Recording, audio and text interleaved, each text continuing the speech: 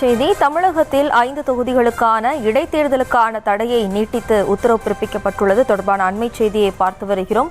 திருச்சி கிழக்கு, கரூர், விராலிமலை, பெருந்துறை, அம்பாசமுத்திரத்திற்கு தடை நீட்டிக்கப்பட்டுள்ளது. விவரங்களோடு இணைகிறார் நமது செய்தியாளர் மதியழகன். வணக்கம் மதியழகன்.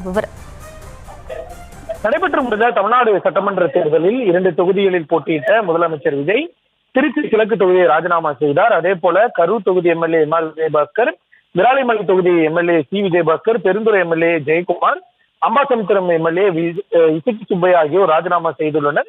இவர்களின் வெற்றியை எதிர்த்த தேர்தல் வழக்குகள் நிலுவையில் உள்ள பொழுது இந்த தொகுதிகளுக்கு இடைத்தேர்தல் அறிவிக்க தடை விதிக்க கோரி திருநெல்வேலி மாவட்டம் பாளையங்கோட்டையை சேர்ந்த வெங்கடாஜலபதி என்பவர் சென்னை உயர்நீதிமன்றத்தில் பொதுநல மனு தாக்கல் செய்திருந்தார்.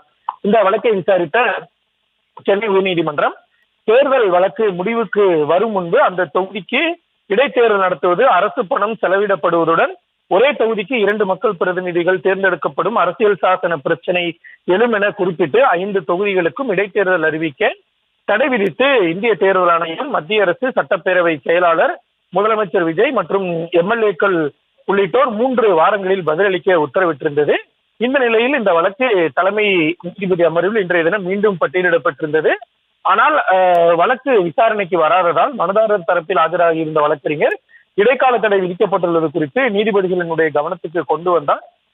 இதனை ஏற்றுக்கொண்ட நீதிபதிகள் ஏற்கனவே விதிக்கப்பட்ட தடையை ஆகஸ்ட் மாதம் 24ஆம் தேதி வரை நீட்டித்து வழக்கினுடைய விசாரணையை அன்றைய தினத்திற்கு ஒத்திவைத்தனர்.